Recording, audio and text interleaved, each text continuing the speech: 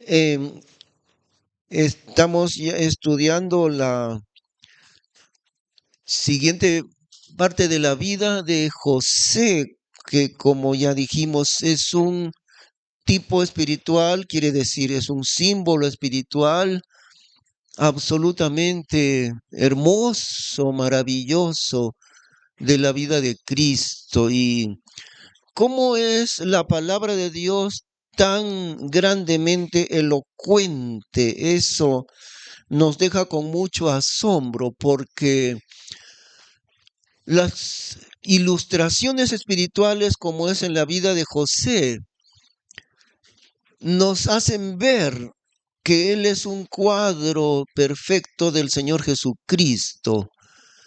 Y en este día vamos a estudiar la conversión de Israel. Ustedes saben que está bajo tremenda aflicción en este momento, la nación de Israel, pero Dios cumplirá sus propósitos con ellos.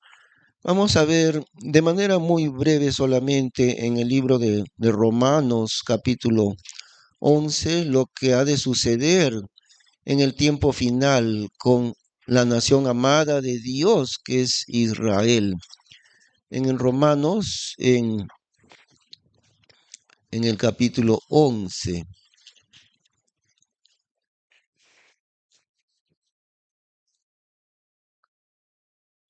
Muy bien, en versículo 25. Romanos 11, 25. Porque no quiero, hermanos, que ignoréis este misterio, para que no seáis acerca de vosotros mismos arrogantes, y es que el endurecimiento en parte ha acontecido a Israel, hasta tanto que entrase la plenitud de los gentiles, y así todo Israel será salvo. Como está escrito, vendrá de Sión el libertador, y apartará de Jacob la impiedad. Y este es mi concierto con ellos, cuando quitaré sus pecados.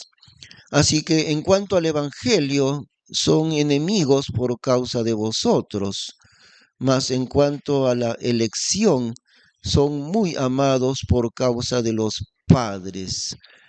Y aquí nos dice la Biblia, definiendo lo que ha pasado en estos siglos con ellos, que ha acontecido endurecimiento con ellos. ¿Hasta cuándo? Hasta que entrase la plenitud de los gentiles, cuando se cumpla el tiempo de la iglesia, ¿no? Que es ahora. Y entonces hasta que llegue a la plenitud del tiempo de la iglesia, quiere decir hasta el final de la iglesia.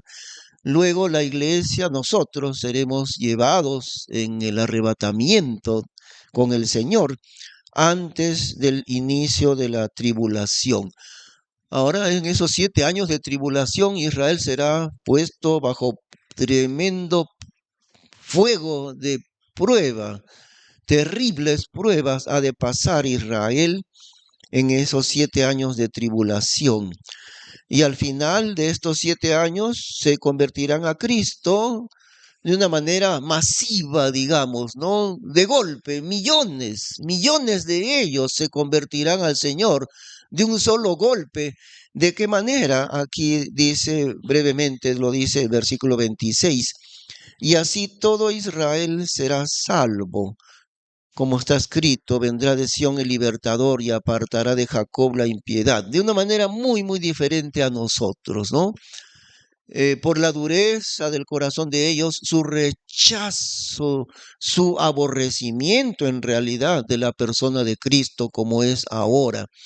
Actualmente en Israel, la nación de Israel, tanto allá en el territorio de Israel como también en el mundo entero, que hay millones de judíos en el mundo, ¿no? Pero en ambos, tanto en el territorio de Israel como en el resto del mundo, los judíos, muchos de ellos, tal vez la mayor parte de ellos, ni siquiera creen en Dios, ni siquiera creen en Dios. Y los que creen en Dios rechazan de plano completamente a la persona de Cristo. Sí, los niños, por favor, pasen ya a su lugar. Y ahora, si tiene 10 años, ya se quedan aquí, pero pasen, por favor. rechazando Israel completamente a Cristo Jesús, su Salvador, ¿no? A esa situación de rechazo contra Cristo va a continuar hasta el final de la tribulación. Si bien es cierto que en los días de la tribulación habrán 144,000 de ellos justamente, ¿no? 12,000 de cada tribu se convertirán al Señor. Y ellos serán como misioneros del Evangelio en el mundo entero. Y la Biblia dice 144,000 de Israel, 12,000 de cada tribu. Entonces ese es un caso muy especial, porque la nación entera es incrédula a Cristo, muy duros en cuanto a Cristo, en cuanto a negar la fe en Cristo. Así son. Pero en la tribulación, Dios llamará a ellos a la conversión a Cristo, un grupo muy, muy escogido.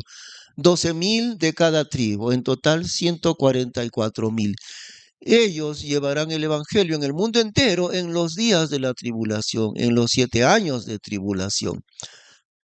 Ahora, eso solamente es 12,000 de cada tribu, pero en cuanto a la nación entera, su conversión será en el último día de la tribulación, el día en que Cristo venga, que descienda Cristo a este mundo. Entonces, para eso vamos a ir al libro de Zacarías. Antes de volver a Génesis, iremos al libro de Zacarías en el capítulo 12.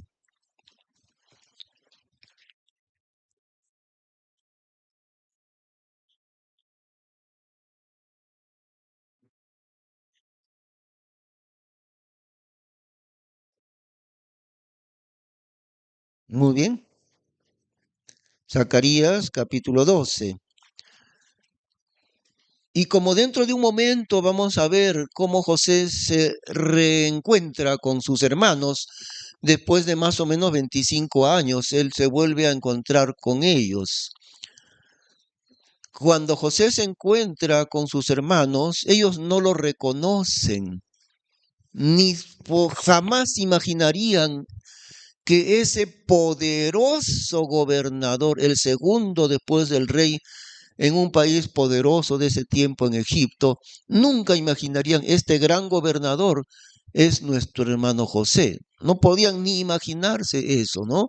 No lo reconocieron. Y luego finalmente José en un instante se dio a conocer a ellos. Entonces, al darse a conocer José a ellos, de golpe se abrió el entendimiento de sus hermanos, pero estaban absortos sin poder hablar palabra alguna, porque claro, estaban frente al poderoso rey de Egipto, el virrey, el segundo, y de frente comprenden nuestro hermano José. ¿Cómo puede ser posible este tan poderoso? Es José, nuestro hermano, que lo vendimos a esclavitud hace 25 años. Ese cuadro de José descubriéndose ante sus hermanos y ellos de golpe lo reconocen, ese es el cuadro de la conversión de Israel, de su conversión a Cristo. ¿Ven? Bueno, estamos en Zacarías capítulo 12 y ahí esto es una descripción del último día de la tribulación. 7 años han pasado en la tribulación, Israel ha sido perseguido, tan grandemente será perseguido Israel por el anticristo, que morirán las 2/3 de ellos. Y el gran engañador, el anticristo, primero les hará creer que él es como su salvador, como su Mesías. Entonces Israel lo recibirá al anticristo, ¿no? Harán un pacto con ellos, el anticristo hará un pacto entre Israel y él. Y sin embargo, a la mitad de los 7 años, quebrantará su pacto y se introducirá el anticristo en el lugar santísimo, en el templo de Dios, y ordenará que el mundo entero lo adore. Miren, ¿no? El lugar de Dios, el templo de Jerusalén, el lugar santísimo, era el único lugar de Dios. Y allí él profanará el lugar santísimo, se pondrá él allí, el anticristo, y ordenará que el mundo lo adore. Y ahí, a partir de ese punto, que es a la mitad de la tribulación, a partir de ese punto se volverá un enemigo mortal de Israel. Los perseguirá a muerte. Los judíos, bueno, todo Israel tendrá que huir al desierto. Y esa segunda mitad de la tribulación, Dios los ha de sustentar milagrosamente en el desierto, igual exactamente como fue en el tiempo de Éxodo, ¿no? Dios los alimentó con el maná allí cada día y con agua. Entonces, otra vez se repetirá la historia del Éxodo. En la segunda mitad de la tribulación serán perseguidos a muerte, muriendo las 2/3 de Israel por la persecución del anticristo. La tercera parte que sobreviva será alimentada milagrosamente por Dios mismo en el desierto y al final, en el último día de la tribulación, llegará el colmo de la maldad del mundo. Los ejércitos mundiales rodearán a Jerusalén para aniquilarlos de la faz de la tierra, como siempre lo dicen, ¿no? El odio que vemos hoy día contra Israel ha de seguir y ha de aumentar mucho más todavía. Siempre ha sido así. Israel es el pueblo de Dios. Gran parte del mundo odia a Israel. No sé si se han dado cuenta ustedes. Nosotros amamos a Israel. Ellos odian a Israel. Toda persona que odia a Dios, odia también a su pueblo Israel. Y el que ama a Dios, ama a Israel. Entonces, este capítulo, Zacarías 12, nos muestra ese momento, ese día final en que Cristo descenderá corporalmente, ¿no? El último día de la tribulación. Vamos a leer. Carga de la palabra de Jehová sobre Israel. Dijo Jehová, el que extiende los cielos y funda la tierra y forma el espíritu del hombre dentro de él. He aquí que yo pongo a Jerusalén por vaso de veneno a todos los pueblos alrededor, y también a Judá, la cual será en el cerco contra Jerusalén. Y será en aquel día que yo pondré a Jerusalén por piedra pesada a todos los pueblos. Todos los que se la cargaren despedazando serán despedazados, y todas las naciones de la tierra se juntarán contra ella. En aquel día, dijo Jehová, heriré con aturdimiento a todo caballo y con locura al que sube en él. Mas sobre la casa de Judá abriré mis ojos y a todo caballo de los pueblos heriré con ceguera. Y los capitanes de Judá dirán en su corazón, mi fuerza son los moradores de Jerusalén en Jehová de los ejércitos su Dios. En aquel día pondré los capitanes de Judá como un brasero de fuego en leña, y como una hacha de fuego en gavillas, y consumirá a diestro y a siniestro todos los pueblos alrededor, y Jerusalén será habitada otra vez en su lugar, en Jerusalén. Y guardará Jehová las tiendas de Judá como en el principio, porque la gloria de la casa de David y del morador de Jerusalén no se engrandecerá sobre Judá. En aquel día Jehová defenderá al morador de Jerusalén, y el que entre ellos fuere flaco en aquel tiempo será como David, y la casa de David como Dios, como el ángel de Jehová delante de ellos. Y será que en aquel día yo procuraré quebrantar todas las naciones que vinieren contra Jerusalén, y derramaré sobre la casa de David y sobre los moradores de Jerusalén espíritu de gracia y de oración. Mirarán en mí a quien traspasaron, y harán llanto sobre él, como llanto que se hace sobre unigénito, afligiéndose sobre él, como quien se aflige sobre primogénito. Este será el momento de la conversión de Israel a Cristo. Como digo, no un judío, no un israelita, millones de ellos en ese día final en que Cristo, el mismo día que Cristo descenderá. Derramaré, dice el versículo 10, sobre la casa de David, espíritu de gracia y de oración. Recién, después de miles de años, se convertirán a Cristo, por fin. habiendo pasado el fuego de aflicción en los 7 años de tribulación, especialmente la segunda mitad de la tribulación. Fuego, tan grande aflicción que como digo, ¿no?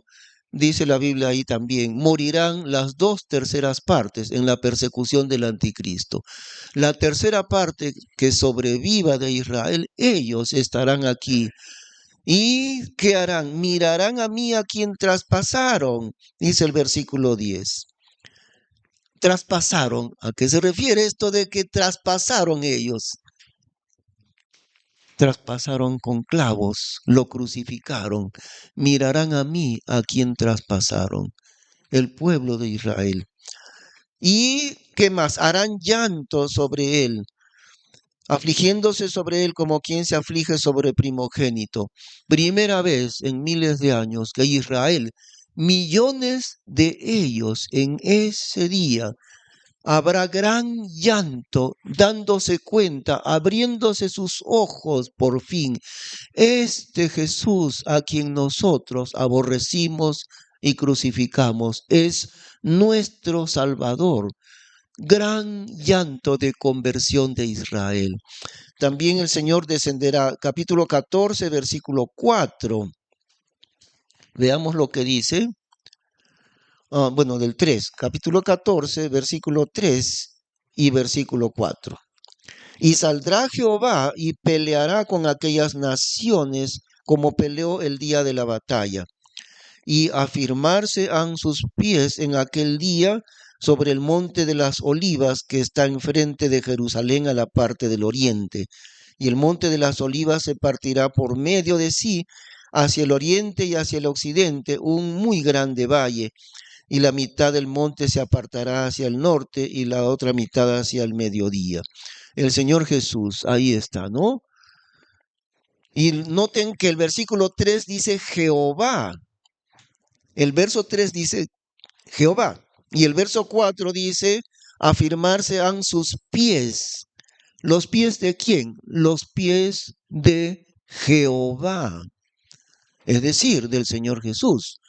Como muchos otros pasajes en la Biblia, vemos aquí directamente la divinidad de Cristo. Al Señor Jesús le llama Jehová. Versículo 3, y saldrá Jehová y peleará. Versículo 4, y afirmarse han sus pies sobre el monte de los pies de Jehová, los pies del Señor Jesús.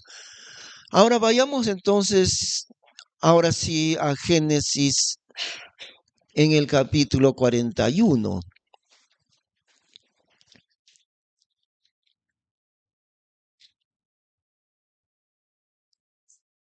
José y la conversión de Israel.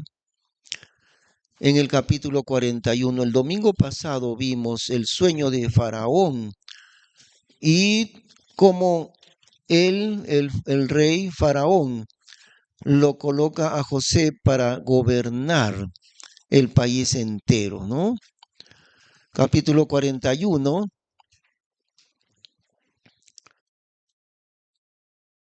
desde el versículo 38, capítulo 41, verso 38. Y dijo Faraón a sus siervos, ¿hemos de hallar otro hombre como este en quien haya espíritu de Dios?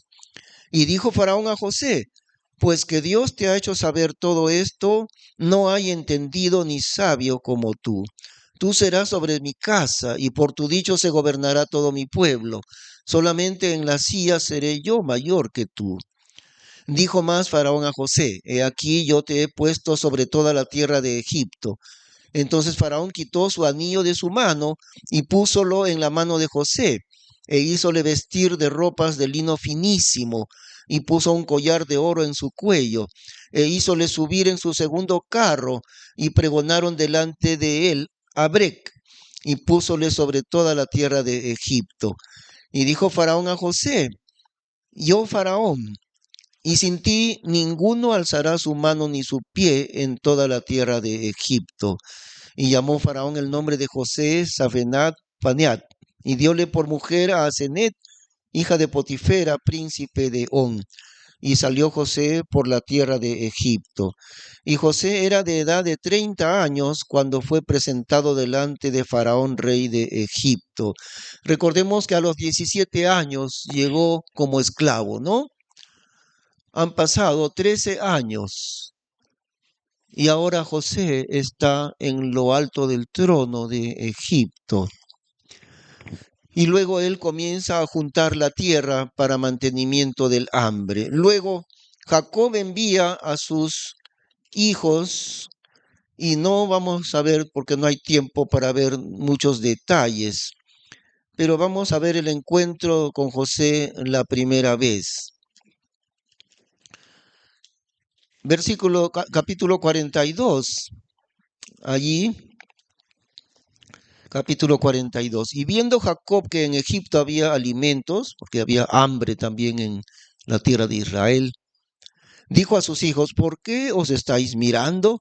Y dijo: he aquí, yo he oído que hay alimentos en Egipto. Descended allá y comprad para nosotros de allá, para que vivamos y no nos muramos.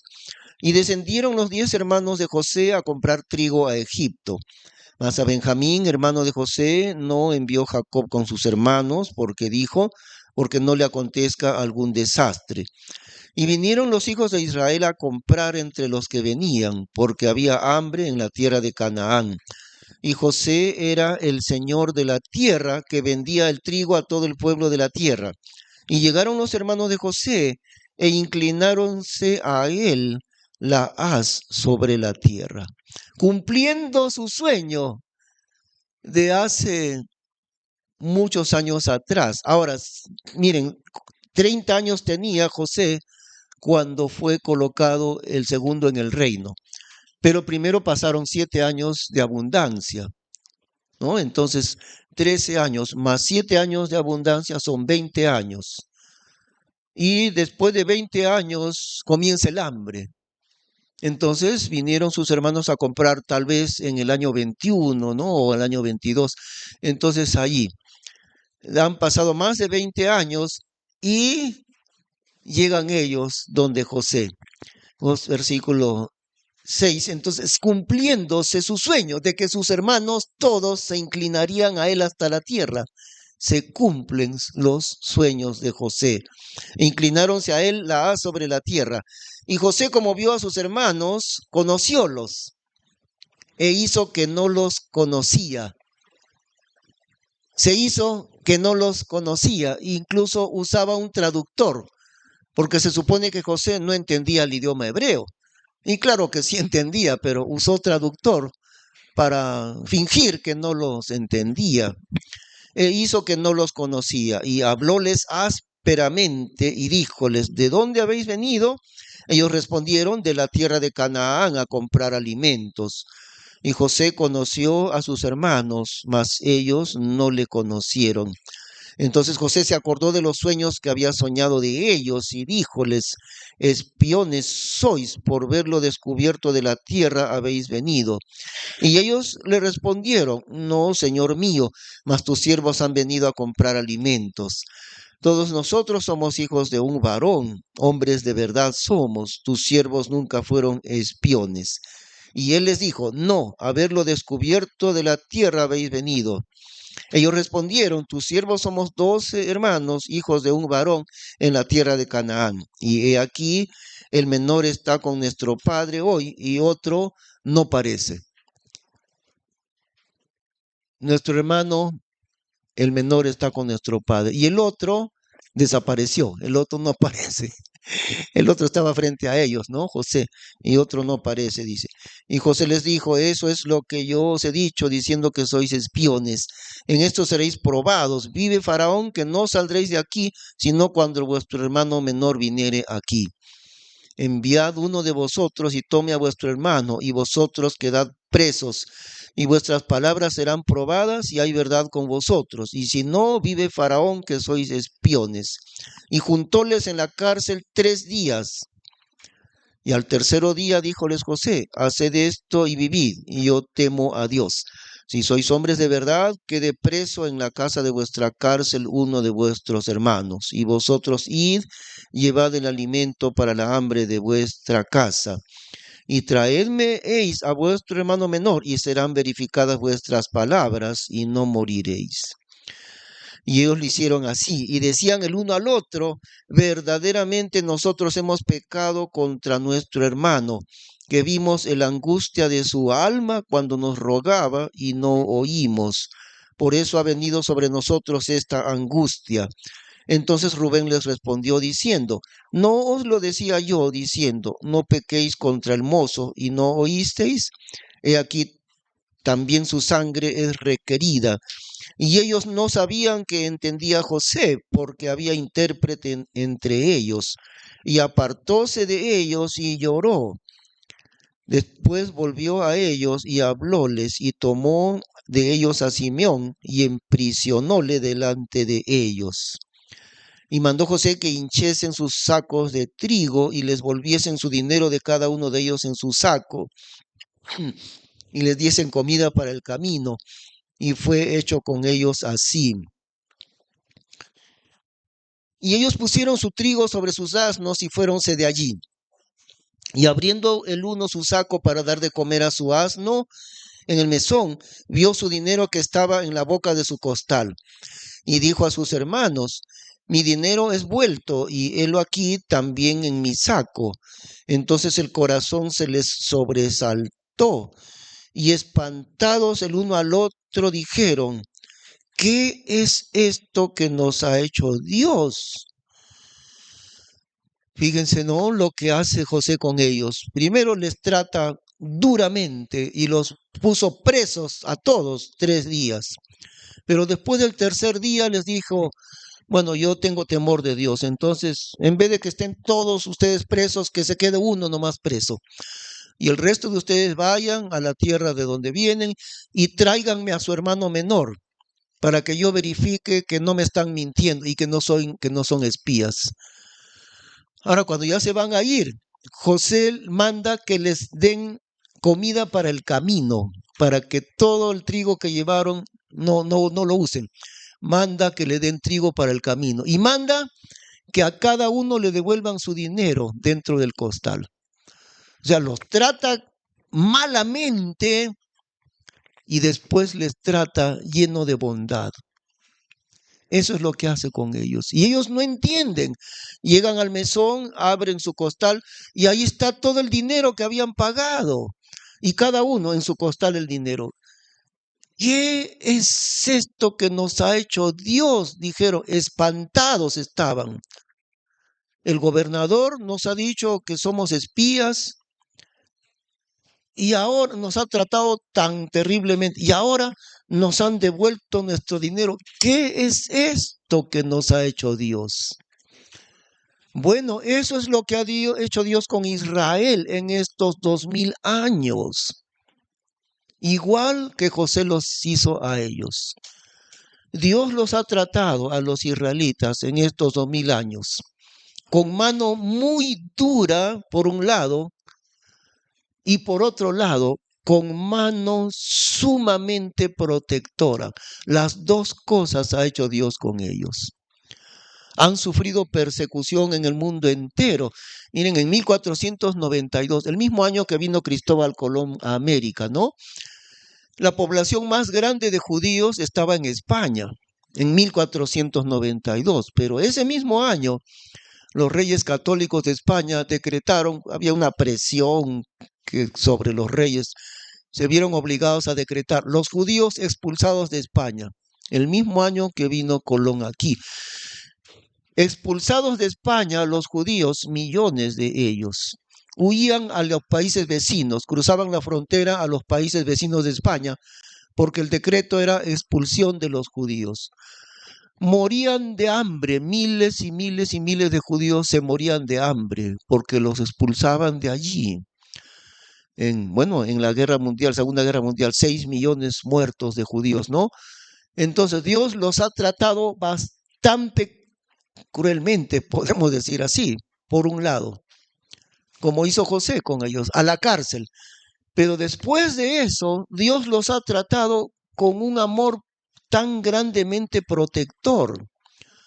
Desde 1947, bueno, desde 1900 en realidad, Dios fue preparando desde el año 1900 para que resucitara la nación de Israel. En el año 1947 estaba el plan de partición, mitad de la tierra para Israel, mitad para los árabes. Y nadie de esos diplomáticos de las Naciones Unidas, nadie creía que eso iban a aprobarlo. Era un sueño simplemente, que aprueben el plan de partición. No, los delegados de cada país decían, eso jamás, jamás va a suceder. Y Dios lo hizo. Uno de los países que votó a favor de Israel fue nuestro país. El Perú dio su voto favorable a Israel. Cosas milagrosas sucedieron. Estados Unidos le ofreció, por ejemplo, a Haití. Le damos préstamos a usted, y Haití es un país muy pobre, ¿no? Estados Unidos le dijo a Haití, le damos préstamos si ponen su voto a favor de Israel. Y ahí Haití dijo, muy bien, votamos a favor de Israel. Y así con varios países. No habían los votos necesarios. Estados Unidos dijo, posterguen la elección porque viene el día de Thanksgiving, el día de Acción de Gracias. Así que tuvo Estados Unidos 2, 3 días más para conseguir votos. Milagros de Dios mismo, ¿no? Y finalmente, lo que nadie creía que fuese posible, las Naciones Unidas, 2/3 necesitaban de mayoría. Dificilísimo de conseguir, 2/3 de mayoría. Y Dios lo hizo. Las Naciones Unidas aprobaron el plan de partición y el siguiente año Israel proclamó su independencia, 1948. Luego, en cada guerra, la guerra del 48, la guerra que hubo ahí, apenas entraron. En el año 56, la guerra del Canal de Suez. En el año 67, la guerra de los 6 días. En el año 73, la guerra del Yom Kippur. Y ahora que está en proceso esta guerra. En cada una de esas guerras, Dios los ha guardado grandemente, de manera grandemente milagrosa. Dios mismo los ha protegido. Y eso es lo que hizo José. Los trata duramente, pero luego dice, denles trigo para el camino y devuélvanle su plata a cada uno. Y ellos no entienden, ¿qué es esto? Nos tratan tan cruelmente este gobernador y ahora nos devuelven nuestra plata, ¿no? Y eso es exactamente lo que Dios está haciendo con Israel en este momento. A pesar de la incredulidad, a pesar del pecado de ellos. Por eso, hermanos, sentimos grandemente en nuestro corazón apoyar a la hermana Sharon Cuevas. En estos momentos ella está ahí en Jerusalén y lo que hemos sabido que ella ha dicho es esto: no me importa si moriré aquí en Israel, no me voy a salir, no voy a volver al Perú mientras Dios me permita estar acá, mientras no me voten, yo me quedo en Israel y si voy a morir, moriré muy gozosa. Eso es lo que ha dicho la hermana Sharon Cuevas en estos días de guerra que ella está allí. El amor por el pueblo de Israel, por la conversión de las personas judías, eso nos mueve a apoyar a nuestra hermana Sharon realmente. Y entonces, lo que Dios está haciendo con ellos, protegiéndolos, ¿no? En este momento, a pesar de la maldad de ellos, la, la mayoría de los israelitas el día de hoy son ateos. Hay un grupo un poco pequeño, una minoría que son ortodoxos, que le llaman, ¿no? Creen en Dios, estudian la Biblia, el Antiguo Testamento nada más estudian, pero niegan a Jesús y están llenos de dureza y de incredulidad en contra del Señor Jesús, aún los que creen en Dios, ¿no? Aún los ortodoxos. Y a pesar de la maldad de ellos, Dios ha puesto su mano protectora allí. Ahora vamos a ir de frente vamos a ir de frente ya al momento del encuentro final. Y en el segundo viaje, cuando ellos vienen por segunda vez, trayendo a Benjamín, a su hermano, ¿no? Ahora, cuando llegan a Egipto, los llevan a ellos, a los 11 hermanos, los llevan a la casa misma de José. Sería un palacio seguramente, ¿no? Y ellos se dan cuenta, nos han traído al palacio del gobernador. Y eso es para que seamos esclavos, dijeron, ¿no? Si nos han traído acá, ya nos quedamos de esclavos, los 11, todos de esclavos. Sacaron su cuenta de eso. Pero en lugar de dejarlos como esclavos en la casa de José, José les prepara un banquete a sus hermanos. Y otra vez ellos, ¿qué es esto? ¿Qué es esto que nos ha hecho Dios? Y a la hora del almuerzo, José viene y los 11 están ahí. Y le comienza José a colocar a los 11 hermanos suyos de acuerdo a su edad. Tú siéntate primero, en el primer lugar. Al segundo, tú en el segundo lugar. Tú en el tercer lugar. Tú en el cuarto lugar. A cada uno según su edad. Y ellos dicen, ¿cómo sabe quién es el mayor y el que sigue y el que sigue y el que sigue? ¿Cómo sabe? Es adivino este gobernador. Y están asombrados por el buen trato que les está dando José. Y luego almuerzan con él, ¿no? Y después de eso ya vuelven ellos otra vez hacia su padre Jacob en Canaán. Y ahora José hace algo dentro de la sabiduría que Dios le da también, ¿no? Agarra a José su copa de plata que los egipcios adivinaban, ¿no? José era creyente en Dios, no tenía que adivinar con la copa de los demonios de ahí de Egipto, pero tenía de todas maneras una copa de plata. Entonces le dice él a su mayordomo, esta copa de plata, mi copa de plata, la vas a poner en el saco del menor de ellos, o sea, de Benjamín. Y cuando ya han marchado una parte del camino, le manda al mayordomo y le dice, anda y reclamas, y esto, y esto, y esto. Y el mayordomo va y le dice a ellos, ¿no? ¿No saben que un hombre como mi amo puede adivinar? ¿Por qué habéis pagado mal por bien? ¿Por qué habéis robado la copa de plata de mi señor? Y ellos no saben nada, peor Benjamín no sabe que han puesto, como hacen los policías a veces, que hacen, le siembran, ¿no? Le siembran una prueba de delito que no hay, pero le siembran al ladrón ahí para poder probar que robó. Bueno, José le hizo sembrar una copa de plata ahí y el mayordomo le dice, han devuelto mal por bien ustedes, se han robado la copa de plata de mi señor. Y comienzan a buscar, encuentran en el saco de Benjamín la copa de plata que supuestamente se ha robado, aunque no robó nada, pero supuestamente Benjamín se robó.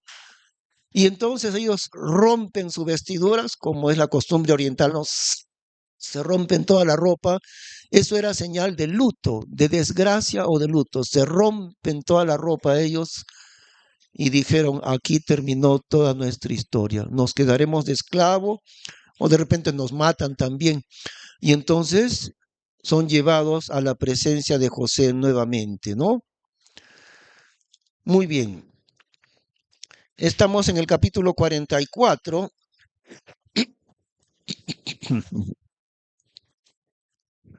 Capítulo 44, versículo 11.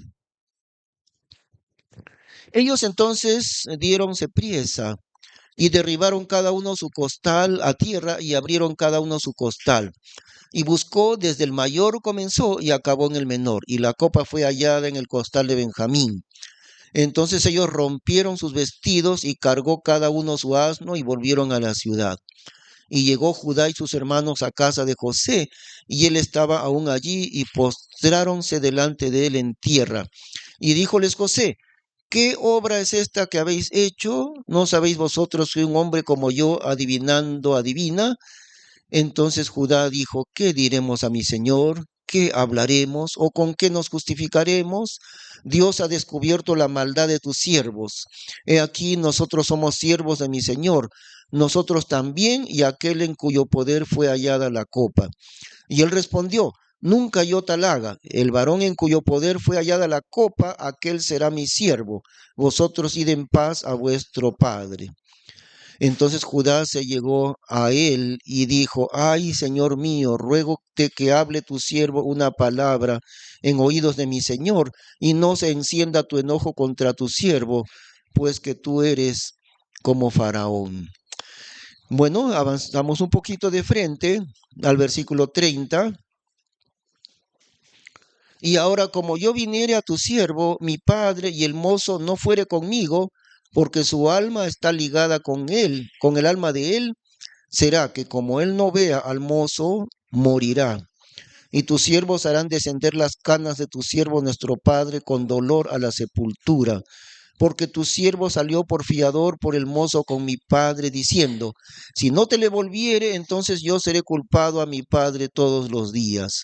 Ruégote pues que quede ahora tu siervo por el mozo, por siervo de mi señor, y el mozo vaya con sus hermanos. Porque ¿cómo vendré yo a mi padre sin el mozo, por no ver el mal que a mi padre vendrá? Judá se ofrece y él dice, bueno, mi hermano menor es culpable, pero te suplico, solamente una cosa te suplico, gran Señor, le dice, que yo me quedo esclavo en lugar de él, mi hermano menor. Si regresamos a la casa de mi padre y si mi padre no ve al menor, va a morir de puro dolor.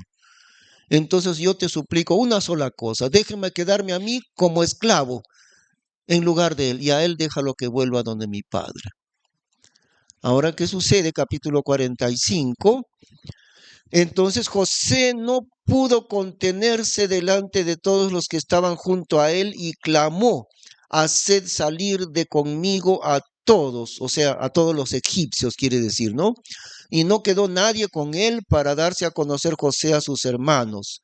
Entonces dio su voz con lloro y oyeron los egipcios, aunque ya los había botado de ahí, pero desde lejos estaba llorando a gritos porque lejos estaban fuera del salón los egipcios, pero aún de lejos escuchaban el lloro de José. Entonces dio su voz con lloro y oyeron los egipcios y oyó también la casa de Faraón. Qué conmovedor este momento. ¿Cuántos minutos estaría llorando José? Y ellos no entendían qué pasaba. Se mirarían el uno al otro y ¿qué pasa? Y José al fin se calmó y ya pudo hablar, ¿no? Porque no podía contener su llanto, pero al fin se calmó. Versículo 3. Y dijo José a sus hermanos, ahora les habla en hebreo. Ese fingimiento de que no entendía el hebreo, y ellos recién se dan cuenta, ¿no? En hebreo, en idioma hebreo les habla. Y dijo José a sus hermanos, yo soy José, ¿vive aún mi padre? Y sus hermanos no le pudieron responder porque estaban turbados delante de él. Este momento en que José les habla en su propio idioma y les dice, yo soy José, ¿vive aún mi padre? Ese es el momento exactamente igual en el último día de la tribulación. Millones de los israelitas allí, rodeados por los ejércitos mundiales, al punto de la muerte. Y cuando están al punto de la muerte, ven a Jesús bajar desde las nubes. Y hemos leído hace un momento en Zacarías, ¿no? Se posarán los pies de Jehová en aquel día sobre el monte de las olivas. Se posarán sus pies. Y dice también ahí en Zacarías, ya lo leímos, mirarán, derramaré sobre la casa de Israel espíritu de gracia y de oración, es decir, para convertirse por fin. Mirarán a mí, a quien traspasaron. Ellos, el pueblo de Israel, traspasaron, o sea, crucificaron a Cristo. No lo hicieron los gentiles, lo hicieron ellos, el pueblo de Israel. Por eso dice, mirarán a mí, a quien traspasaron. Y habrá gran llanto en la casa de Israel. No hemos leído todo en Zacarías, pero varias veces dice, habrá gran llanto. Esta tribu tal, el llanto en la tribu tal, el llanto en la tribu tal, el llanto en la tribu tal. Llanto de arrepentimiento de haber matado a su propio Salvador. Han tenido que pasar 2000 años de historia, más de 2000. Ha tenido que venir 7 años del gobierno del anticristo. Ha tenido que venir la segunda mitad de la tribulación. Ha tenido que morir las 2/3 partes de Israel. Ha quedado sobreviviente solamente la 1/3 parte. Y han tenido que ser rodeados por los ejércitos mundiales del anticristo. Y cuando están al punto de morir, no un judío, todos, millones de soldados enemigos rodeando a Israel para destruirlos de la faz de la tierra. Todo eso ha tenido que suceder. Y en medio de esa preparación de Dios mismo con ellos, ahora sí, baja el Señor Jesús del cielo sobre ellos, a vista de ellos y a vista del mundo entero. Porque dice la Biblia, y todo ojo le verá, y los que le traspasaron, todo el mundo gentil le verá, y también le verán los que le traspasaron. Es decir, los israelitas le verán, y todo ojo le verá, y los que le traspasaron. Y allí entonces, exactamente igual como José, ellos están absortos ante el llanto de José. Por fin se calma José y les habla diciendo, yo soy José. Ahora saben que el nombre José es casi el mismo exactamente que Jesús. La diferencia es en la pronunciación del griego con el hebreo, pero es el mismo nombre, José. En otro idioma se pronuncia distinto, pero es Jesús, el Salvador. Y José le dice, yo soy el Salvador. Jesús, cuando los discípulos estaban al lado del Señor Jesús y se va al cielo, los ángeles, porque ellos están mirando absortos que Jesús desaparece en las nubes, los ángeles aparecen y les dicen, varones galileos, ¿por qué estáis mirando al cielo? Este mismo Jesús que ha sido llevado de vosotros al cielo, volverá así como le habéis visto ir al cielo, exactamente igual. En medio de las nubes descenderá sobre el monte de los olivos, delante de Israel y delante del mundo entero. Y allí, en un instante, se abrirán los ojos de ellos, ¿no? ¿Cuánto demoraron ellos para entender que era José? Bueno, no demoraron nada. Primero estaban absolutamente absortos. ¿Por qué llora de esta manera este gran gobernador? ¿Qué le ha pasado? Pero luego él se calma y les dice, yo soy José.